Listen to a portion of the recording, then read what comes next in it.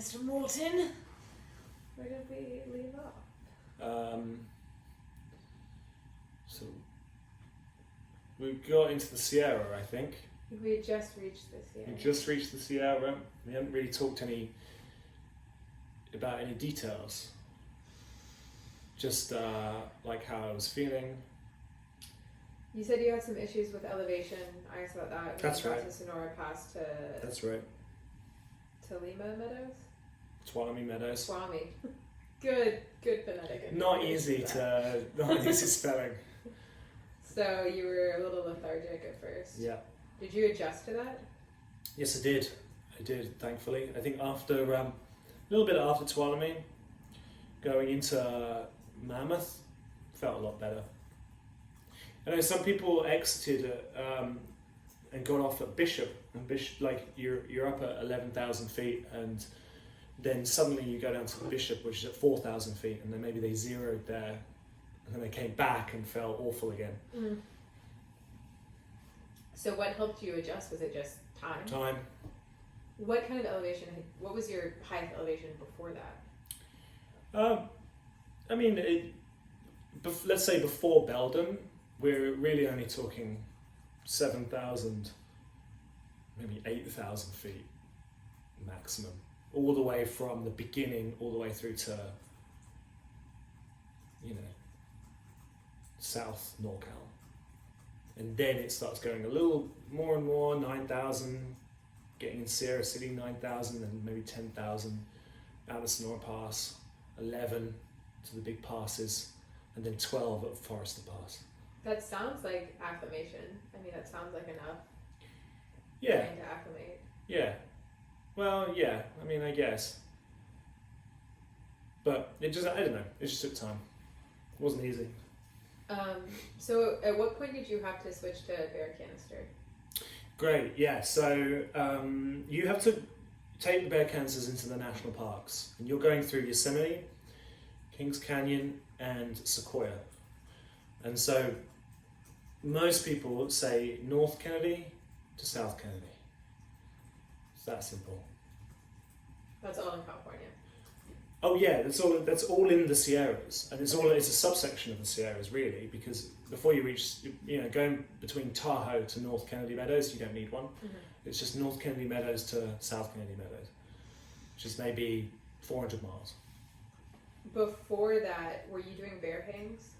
No. Just keeping your food with you. Mm-hmm. Not a worry. I mean, it's a conversation people have about the trail. Should you bear hang? Probably should do. Do people actually do it? Not really. Yeah.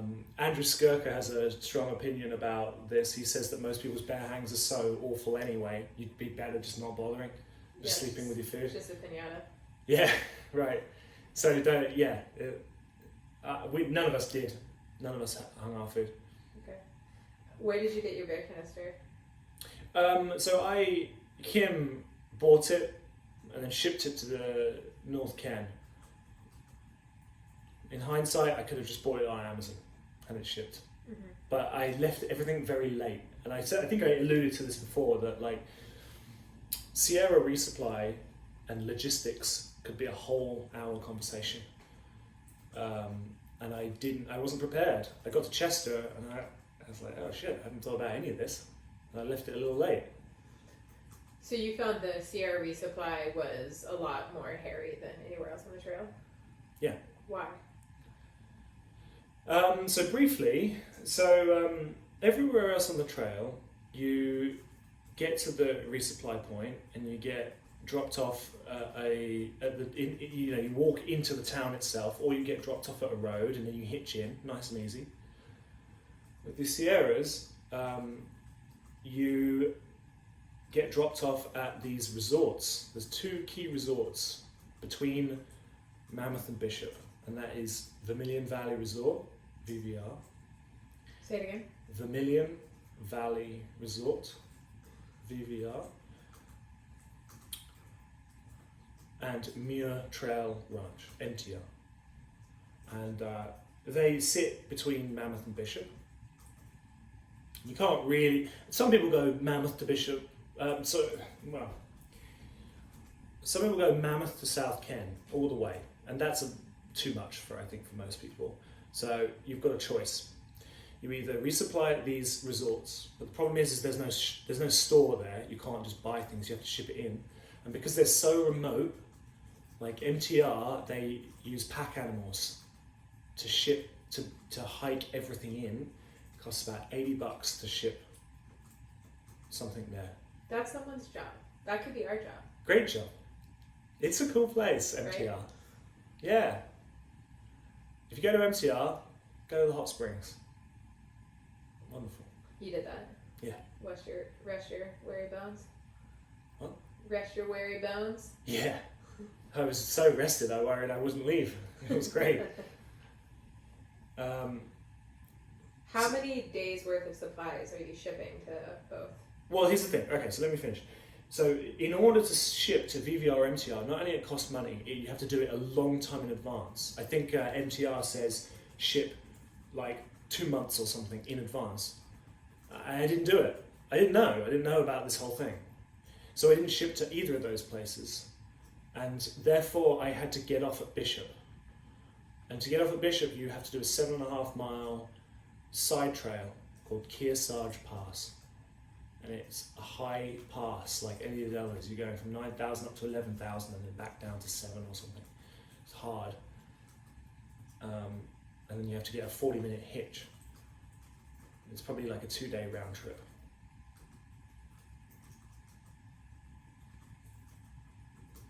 And so this is why it's worth knowing ahead of time, because you can't just, it's hard to just like blag it as you go. So you didn't resupply at those 2 resorts? No. You went into Bishop? I went into Bishop and I added another 2 days onto my trip. Mm-hmm. Bishop was great, so I didn't mind. Yeah. But worth knowing your options. Some people, especially the JMTers, they want to stay in the Sierra. They don't want to leave the Sierra. They want to stay in the mountains and get that full end-to-end pure experience, in which case you're going to need to probably ship something to VVR or MTR. Mm-hmm. Ahead of time. So you said that before in the other parts of the trail you were carrying about 4 days max of food before resupply. Anywhere between 3 and 6. 3 to 6. So yeah. What about in the Sierras? Well, again, I have it all written down. I suspect Mammoth to Bishop was 5 days, including Kearsarge. Another 7.5 miles. Heavy. With the bear cam.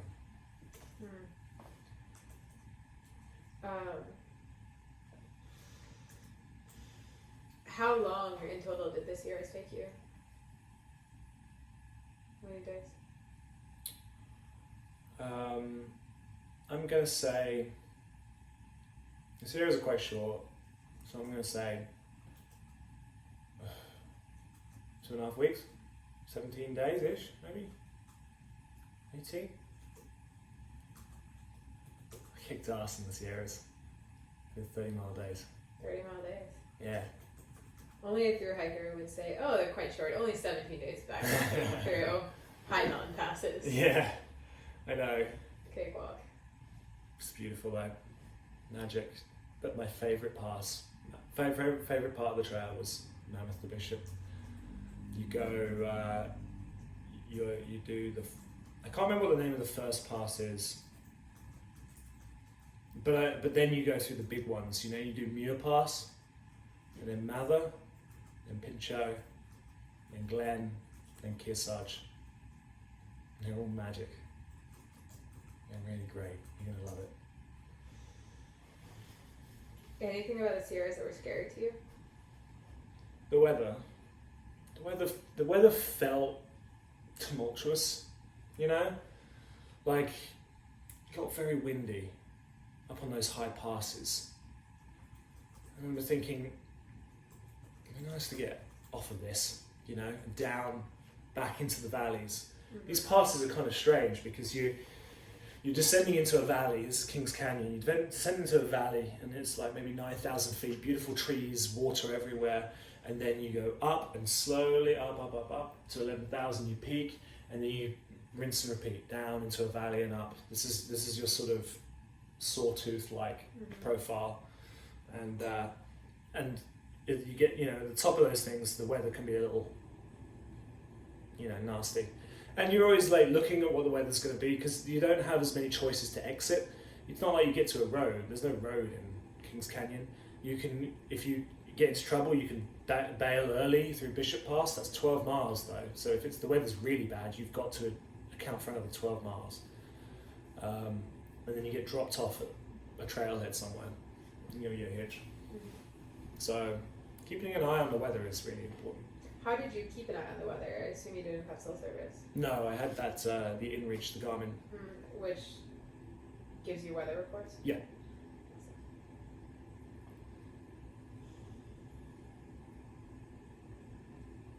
You said it was really windy. I heard it can be really windy in the desert too. Did you have any particular pieces of gear to help keep the wind off you? Should you carry a windbreaker? Wind pants. Wind pants. If they come back again. Otherwise known as a kite. It is windy in the desert. That's why you go through the wind farms. There's two that you walk through. The first wind farm in the desert, I know we're skipping on, but the first wind farm in the desert is, I didn't enjoy it at all. South Kennedy to Tehachapi. Not fun. You just get blown off your feet, and I don't know. It's not a nice place to walk through the wind farm. Not my favourite section. Well, so when you come off the Sierras, what are you going into? It's kind of amazing, really, because so we've talked a little bit about Mammoth to Bishop, and then you come back from Bishop, if that's what you're going to do, and then the next day you're going over Forester Pass, which is the last and final one, and that's up at 12,000 feet. It's the highest point on the trail, and you're feeling great. You get to the top, and it's a really great achievement. You pack out some whiskey, you celebrate with your friends, you get a photo, Forester Pass sign, and then you know that you're done with the Sierras. Except if you want to do Whitney, that's a side trail, but forgetting about that, you've done the last pass, and it doesn't matter now, you're descending pretty much into the desert. The next day you do have Whitney, and not everyone does Whitney, but it is the tallest mountain in the lower 48, so a lot of people do it, and it's right there, so why not just do it? It's kind of fun. And then so you're done with the Sierras at that point, and then it doesn't matter what the weather is looking like, you're done, and you pretty immediately come down huge descent, and within one day, once you go past Trail Pass that takes you into Lone Pine, it changes immediately. It goes from Sierra to desert like that. Very instant. And then you're in the desert. What was the weather like when you entered the desert? Hot in the day, and then cold-ish at night, but warmer than the Sierras at night, that's for sure. There were some hot days in the desert. I remember specifically the first day, or the first and second day out of South Kennedy Meadows was really hot. Going over the aqueduct was a warm day, and then going up San Jacinto was a warm day, but overall actually it wasn't that bad. Maybe in the 70s, low 80s. Very nice compared to what the northbounders have to face, which is 100 pluses during the day. Awful. Talk to me about water in the desert. Yeah, that's your main concern. You might get one water resupply day, and that might be a cache, so you might just have to rely on the cache, and everyone says don't rely on the caches, but what do you do if you have to rely on the cache? Right, this is the problem, there's not a lot of water, so maybe you pack out an extra litre as an emergency if the cache is bad, but usually you can see the comments on Guthook will tell you that there's enough water at the cache, or that there's not. And the trail angels do a marvellous job of keeping them up to date, keeping them refilled, I should say. You said that some of the big trailenders are leaving though. Do you think that'll affect the caches? No, what I mean by the main trail angels, I meant the people that like host people in their houses. Yeah. There's a whole network of just like almost nameless superheroes who refill caches. That's awesome. You know, and do little trail magic things, and they don't get the same recognition as the big guys do, but they do a great job. What was your favorite piece of trail magic? Oh, up at Olali. I've forgotten the guy's name, unfortunately. It's a shame. Guy who goes every year to Olali or around about it. OG, that's right. And he is a great guy, and he made me a cheeseburger. Yeah, really nice guy. And he's there a lot of the season.